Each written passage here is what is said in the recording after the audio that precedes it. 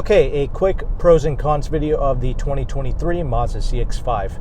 A massive pro is in regards to the way that this vehicle drives. I have literally no complaints with how the CX-5 drives. I like the engines. I like how they react, both the turbo and the naturally aspirated engines. The 6-speed automatic kicks down when I need it to.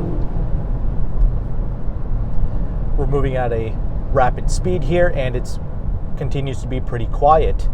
There's not a whole lot of wind noise, not a whole lot of tire noise. It's comfortable, even with the 20-inch wheels, so I literally don't have a complaint driving the CX-5, and it's one of the reasons why myself and pretty much all other journalists consider this to be a top-of-the-class, top-level vehicle that most families can choose from. So that's going to be the first pro. It's going to be how it drives. One of the cons that I have with the CX-5 is going to be in regards to the interior space. I'm not a huge fan of that piano black plastic that they use near the gear lever and near the window switch controls.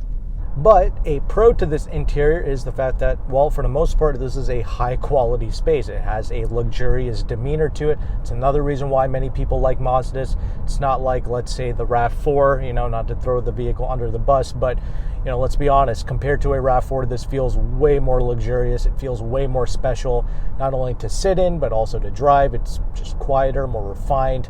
It's just a better experience overall. Mazda is trying to give you that luxurious feel in the normal car segment without having to step up to the luxury brands.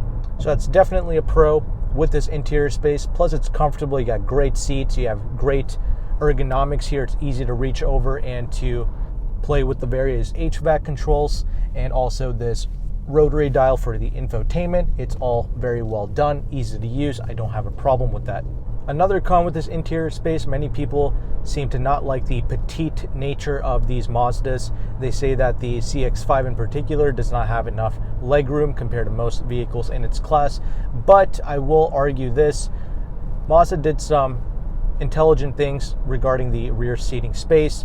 What they've done is they lifted up the front seats here to give you more toe room, so that gives you a few extra inches of legroom for the rear occupants.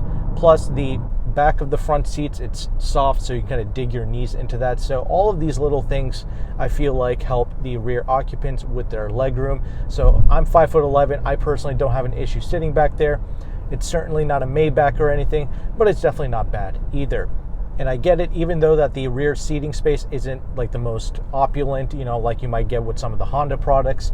I do like the fact that the rear trunk space is rather spacious. It's a good size. I don't have an issue with that. Plus, when you lift up that rear cover, you do have a spare tire back there as well. And finally, here's the last pro that I'm going to end off with. The CX-5 and most Mazda products are extremely safe vehicles. They are IIHS top safety picks. They do great in a crash test, and they also offer a lot of great safety features, standard even in the more base trim levels, which I really appreciate. So those are all my pros and cons I wanted to share with you in regards to the CX-5. If you want to see my review on this 2023 CX-5 Turbo Mazda, check out the end screen here. Click on it, and I will see you there.